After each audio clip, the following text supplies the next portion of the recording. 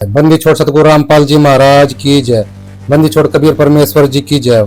सभी को राम राम सत साहेब। ये जो पवन दास है, ये जो है, इस बंदे ने जो है अयोध्या भंडारे को लेकर के काफी कुछ बकवास करी है अयोध्या भंडारे को लेकर के, तो जिससे कुछ भक्तों के अंदर शंकाएं पैदा हो गई है। तो आज जो है इस पवन दास की पूरी पोल खोल दी जाएगी और अयोध्या भंडारे के बारे में डिटेल से बताया जाएगा, ताकि लोगों की शंकाएं दूर हो। जो पवन दास है, इसको सतगुरु रामपाल जी महाराज जी ने गुरुद्रोही घोषित कर रखा है। ये जो बंदा है, ये बुगला है। परमात्मा कहते तन उजला, परमात्मा कहते तन उजला और मन मैला, बुगला कपटी अंग, तासे तो कोवा भला बाहर भीतर एक ही रंग।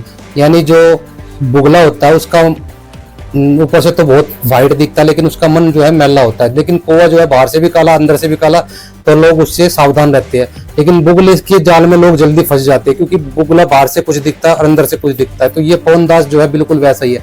बाहर से तो पूरा ढोंग करता है सतसेवक का, मैं सतसेवक हूँ, और सतगुरु रामपाल जी महाराज जी के जय जयकारे लगाते हैं, बंदी छोड़ सतगुरु रामपाल जी भगवान की जय, सारी सृष्टि के रचनार सतगुरु रामपाल जी महाराज। और दूसरी तरफ ये सतगुरु रामपाल जी महाराज जी को बिल्कुल अपाहिज सिद्ध करने पर लगा हुआ है। इसका कहना है सतगुरु रामपाल जी महाराज जी ने 2014 से लेकर 2024 तक कुछ भी नहीं किया। जो कुछ कर रहा है मैनेजमेंट कर रहा है, उसके परिवार वाले कर रहे हैं, सतगुरु रामपाल जी महाराज कुछ नहीं कर रहे। इस अंधे का कहना है, इस डांगर का। जबकि सतगुरु रामपाल जी महाराज जी ने ही मैनेजमेंट बनाया है, और मैनेजमेंट के माध्यम से सतगुरु रामपाल जी महाराज जी सब कुछ कर रहे हैं। और ये जो बंदा है, ये मैनेजमेंट पे सवाल खड़ा करता है। मैनेजमेंट पे सवाल खड़ा करने का मतलब है सतगुरु रामपाल जी महाराज जी के ऊपर सवाल खड़ा करना, क्योंकि मैनेजमेंट को सतगुरु रामपाल जी महाराज जी ने बनाया।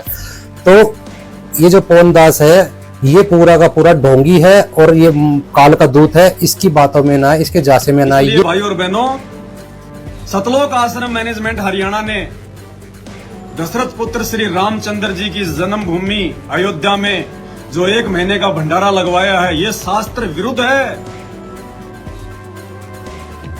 अरे उन पाखंड पुजारियों को कैसे समझ में आएगा? वो पाखंड पुजारी क्यों नहीं आएंगे अयोध्या? वो कैसे इन मूर्ति पूजा को छोड़ेंगे जब आप जा जाके उनका सहयोग करेंगे कि भैया तुम आओ अयोध्या, तुम श्री रामचंद्र जी की पूजा करो, तुम श्री रामचंद्र जी के दर्शन करो, तुम श्री रामचंद्र जी की भक्ति करो, और खाने पीने की कोई टेंशन मत लेना। हम संत रामपाल जी के भगत तुम्हारी सेवा में हाजिर हैं। तुम पाखंड पूजा करो जी भर के, और हम तुम्हारे लिए भंडारे लगा रहे हैं। तुम छोड़ना मत ये पूजा, रामचंद्र जी को छोड़ मत देना। तुम शास्त्रों के विरुद्ध भक्ति करने को छोड़ मत देना। अगर तुम्हें खाने पीने की जरूरत है, हम हैं चाय पानी के लिए, तुम टेंशन मत लेना।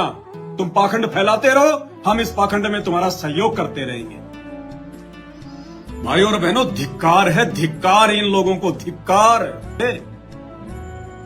और ऐसी पाप नगरी में जब ये काल प्रेरणा से पाखंड पूजा को बढ़ावा मिल रहा है मंदिर बना के, और उस पाखंड पूजा में तुम संत रामपाल जी के भगत होके, धर्म कर्म की हर प्रकार से तुमको जानकारी होने के बावजूद इस पाखंड पूजा को समाप्त करने के बजाय, अपने गुरुदेव भगवान का सहयोग करने के बजाय, और तुम उसमें बढ़ावा दे रहे हो। तुम जा जाके उन काल उपासकों के लिए, तुम उनका वो मनोबल बढ़ाने के लिए वहां जाके भंडारे लगा रहे हो, ताकि वो अगली बार फिर आने की सोचें कि चलते हैं अयोध्या, वहां तो कोई कमी नहीं है, ना रहने की ना खाने की, चलो अयोध्या।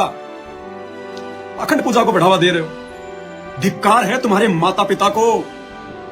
ऐसे भक्तों के लिए संत रामपाल जी कहते हैं कि ऐसे मूर्खों के तो सुबह सुबह प्रातः काल उनका मुंह भी ना दिखाई दे भगवान, उनकी शकल भी ना दिखाई दे। पापी प्रभात ना भेटो, यानी सुबह सुबह ऐसे पापी भगत आत्माओं के तो दर्शन भी ना हो। पापी प्रभात ना भेटो, मुख देखे पाप लगे जिसका। अरे 9 मास अपने गर्भ में त्रास दई, धिक्कार जन्म उनकी माँ का। अरे उन औरतों ने भगत पैदा नहीं किए, उन्होंने सपोले पैदा कर दिए, सपोले, जो संत रामपाल जी के भक्ति मार्ग में उनके भगत कहलाकर भी आन उपासना को बढ़ावा दे रहे हैं, पाखंड पुजारियों का मनोबल बढ़ा रहे हैं। भाई और बहनों, क्या कहा परमात्मा ने? विचार करना होगा मैं। और मुझे यह भी पता है भाई और बहनों, ये मैनेजमेंट वाले नहीं सुधरेंगे, ये सीधे रास्ते नहीं आएंगे। परमेश्वर की सारी संगत को सूचित करता हूँ, आशीर्वाद देता हूँ और निर्देश देता हूँ कि संजय दिल्ली वाला और पवन जयपुर वाला, ये दोनों हमारे मिशन के विरुद्ध चल रहे हैं। इनको वर्षों पहले गुरुद्रोही घोषित कर दिया था। एक यहाँ से फोन सुविधा है मेरे को प्राप्त है, उसमें मैंने मैसेज भेजा था अपने घर पे और कहा था कि सारी संगत को भेज दो। उस ऑडियो को सब जगह भेजा गया। इन दोनों दुष्टों ने उसको झूठा बताया था। आपको ये भी बताना चाहता हूँ कि ये मैनेजमेंट मेरे द्वारा बनाया गया है, मेरे आदेश निर्देश ये सब कार्य कर रहा है और एक एक पैसे का हिसाब मेरे पास है। और इस जो मेरी ओर देखो और इस गंदे लोग से निकलो, ऐसे काल के दूत तो बहुत आएंगे। संगत में कुसंगत उपजाए जैसे बण में बांस, ये बांस उगे रामखोर आग लगाएंगे मेरी संगत में। सतगुरुदेव की जय। ये जो पवन दास है ये इस तरीके से सतगुरुदेव जी के ज्ञान को लोगों के सामने पेश करता है, समाज के सामने, कि वे जो लोग हैं वे ये सोचते हैं सतगुरु रामपाल जी महाराज जो है हिंदू धर्म विरोधी है और वो ब्रह्मोषण में इसकी जो है निंदा यानी आलोचना कर रहे हैं, जबकि ऐसा बिल्कुल नहीं है। सतगुरु रामपाल जी महाराज जी का ज्ञान जो है सनातन धर्म के ही पक्ष में है और असली सनातनी संत रामपाल जी महाराज है।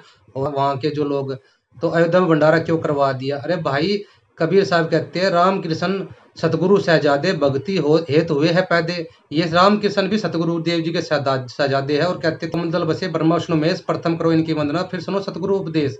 यानी कि ये तीनों देवता जो है हमारे कमलों में रहते हैं, हमारी प्राथमिकता भक्ति इन्हीं से स्टार्ट होती है। तो और हम जो है दोपहर की जो रामायणी करते हैं इन्हीं सभी देवी देवताओं का आदर सत्कार करते हैं। सतगुरु रामपाल जी महाराज की नज़र में सभी परमात्मा के बच्चे हैं और उनको उद्देश्य सभी को भंडारा खिलाना है। वो ये नहीं देखते कि कौन राम की भक्ति कर रहा है, कौन कृष्ण की भक्ति कर रहा है। उनका उद्देश्य सभी को अपने सत्य मार्ग पर लगाना है। वो जो है भंडारा खिला करके अपना ज्ञान दे करके अपना बना लेते हैं। दूसरी बात रही कि सहयोग करने की, सहयोग की सुनो, परमात्मा के सहयोग के बिना ब्रह्मा विष्णु महेश राम कृष्ण का कभी कोई कार्य सफल हुआ ही नहीं। द्रौपदी की साड़ी किसने बढ़ाई? परमात्मा ने बढ़ाई। भगत प्रहलाद को की रक्षा किसने की? परमात्मा ने की। और जो है राम को विजय दिलाई, रावण को मारकर किसने दिलाई? परमात्मा ने दिलाई।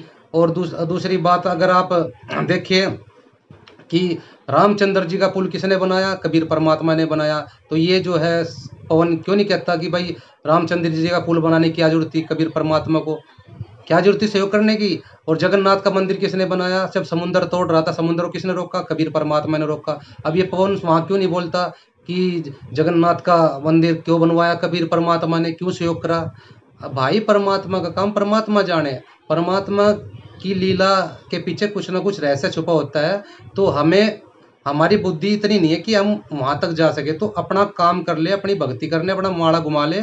शिष्य का यही होता है कि अपने बैठ के चुपचाप माड़ा घुमा ले। परमात्मा के मिशन में टांग नहीं अड़ानी चाहिए। दूसरी बात जैसे कि कुछ लोग कहेंगे तो भाई परमात्मा ने जो है वचन दिया था। अरे भाई वचन दिया था, क्या परमात्मा को पता नहीं था ये क्या मांगेगा?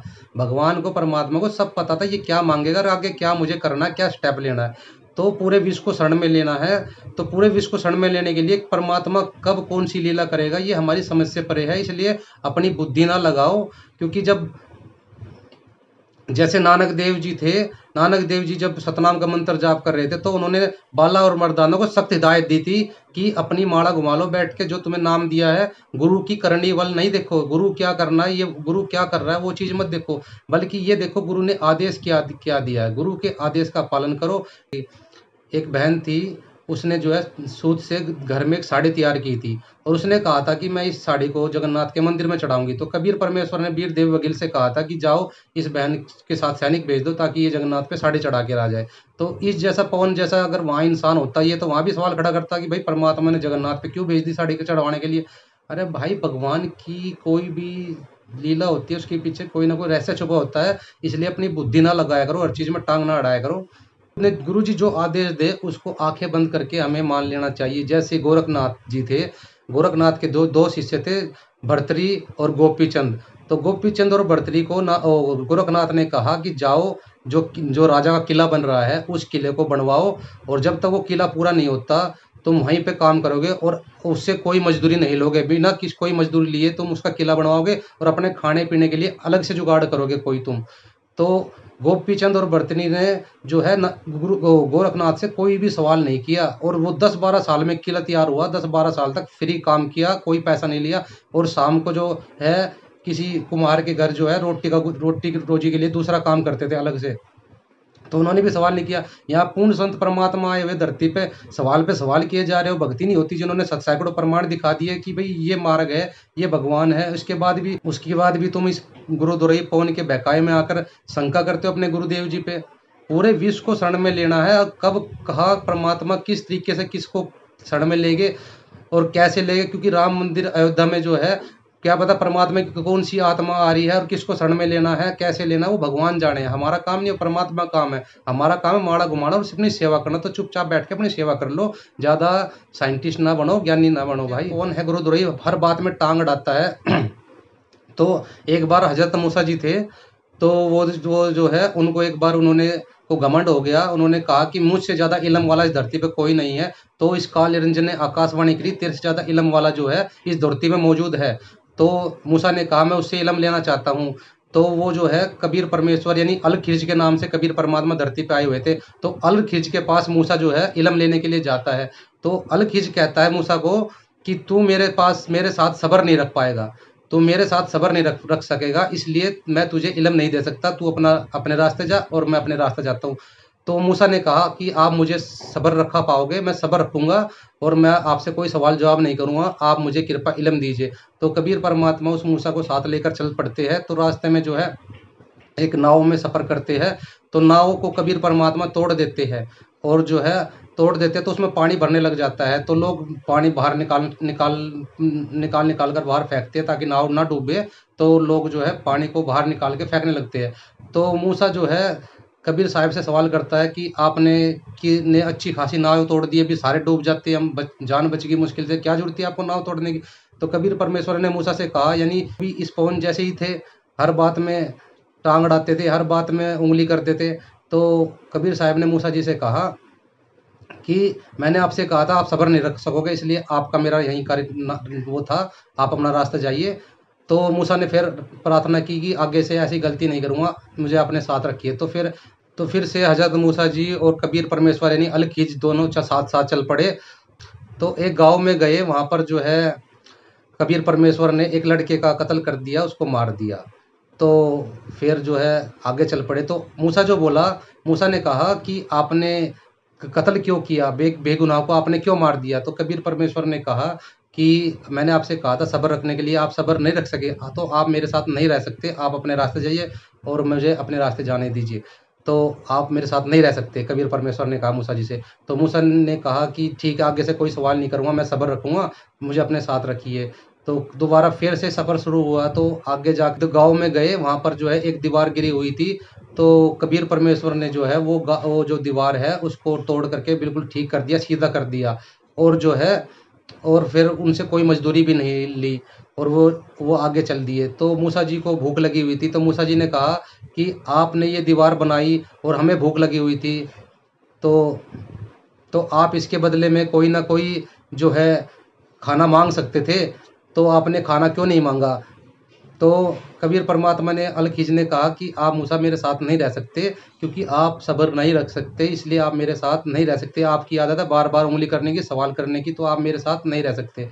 तो कबीर परमात्मा ने, जो ये पवन दास जी जैसी सोच वाले थे मूसा जी, तो उन्होंने कबीर परमेश्वर अल खिज ने कहा कि आप जो है अब मेरे साथ नहीं रह सकते, आपका रास्ता अलग और मेरा अलग, ये हमारा और आपका जो है फाइनल मिलान था, ये आपके बाद हम नहीं मिलेंगे। तो सुन लो उसकी बात, जो कि आपने 3 सवाल किए थे उनका जवाब देता हूँ। जो मैंने नाव को तोड़ा था वो इसलिए तोड़ा था कि आगे जो राजा था, जो भी नाव जो है साफ सुंदर नाव होती थी, नई नाव होती थी, और अगर वो सेफ नाव को राजा जो है कब्जा लेता था। तो मैंने जो नाव तोड़ दी थी उस नाविक की, वो नाविक जो था वो गरीब था। तो उसकी नाव टूटने से क्या होगा, वो थोड़ा बहुत पैसे लगाकर उस नाव को ठीक कर लेगा या खुद भी ठीक कर लेगा। तो उसकी नाव जो है उस राजा के से बच गई। नहीं तो अगर उसकी नाव जो है बिल्कुल सेफ रहती, तो वो राजा जो है उस नाव को कब्जा लेता, और जिससे कि उसकी रोजी रोटी चली जाती। वो जो लड़के का कत्ल किया था, अब उसकी सुन ले। वे जो लड़के के माता पिता थे, वे दोनों बहुत ही नेक आत्मा के थे और अल्लाह को चाहने वाले थे, अल्लाह की इबादत करने वाले थे। लेकिन उसने वो जो लड़का था वो गलत राह पे चल पड़ा था। आगे चल के ये लड़का जो है किसी का कत्ल करता, जिस कारण से कि इसके माँ बाप को भी भारी सजा का सामना करना पड़ सकता था, इसलिए इस लड़के को मैंने कत्ल कर दिया ताकि वे जो अल्लाह के भक्ति करने वाले, इबादत करने वाले हैं, उनकी जान बच जाए। तीसरा जो है कि वो जो दीवार जो सीधी की थी, उस दीवार के नीचे एक व्यक्ति ने अपना खजाना दबा रखा था और उसने अल्लाह से प्रार्थना की थी, हे अल्लाह, जब मेरे बच्चे बड़े हो जाए, ये दोनों बच्चे, तो ये खजाना उनको मिल जाए। तो वो जो है वो दीवार मैंने इसलिए बना दी ताकि वो जो है सेफ दीवार खड़ी रहे और आने वाले टाइम पे वो जो खजाना है उसके बच्चों को मिल जाएगा। इस कहानी से हमें ये शिक्षा मिलती है कि परमात्मा जो है, जो सब्र करने वाले होते हैं, जो परमात्मा से कोई सवाल जवाब नहीं करते, उसकी लीलाओं को आंख मीच करके और उसके आदेश का पालन करते हैं, तो उसको परमात्मा पसंद करता है, वो परमात्मा उसको अपने साथ रखते हैं। और जो इस पवन जैसे होते हैं, जो हर चीज़ में उंगली करते हैं, बात बात में उंगली करते हैं कि ये क्यों हो गया, ऐसे क्यों हो गया, वो क्यों हो गया, तो इस टाइप के लोगों से परमात्मा 100 कोस दूर है, वो उनके नज़दीक नहीं आता, भले ही सतसेवक की अपनी सतसेवक का झंडा सर पे लगाए घूमते हो। तो सभी भगत भाइयों से मेरी हाथ जोड़ के प्रार्थना है कि कृपया पवन की बातों में ना आए। पवन संजय जो है गुरुद्रोही है, इनसे के संपर्क में ना रहे। सतगुरु रामपाल जी महाराज जो है मैनेजमेंट के माध्यम से सारी क्रियाएं कर रहे हैं, सब कुछ कर रहे हैं। आप ये देख लो ज्ञान का तूफान किस दिशा से उठा हुआ है। ज्ञान का तूफान इस पवन की तरफ से उठा हुआ है या सतगुरु रामपाल जी महाराज जी की तरफ यानी मैनेजमेंट की तरफ से उठा हुआ है। जितना ज्ञान का प्रचार सतगुरु रामपाल जी महाराज मैनेजमेंट के माध्यम से कर रहे हैं, कोई नहीं कर रहा है। ये साफ दिखाई दे रहा है, इतने बड़े भंडारे हो रहे हैं, इतने बड़े बड़े आश्रम खुल रहे हैं।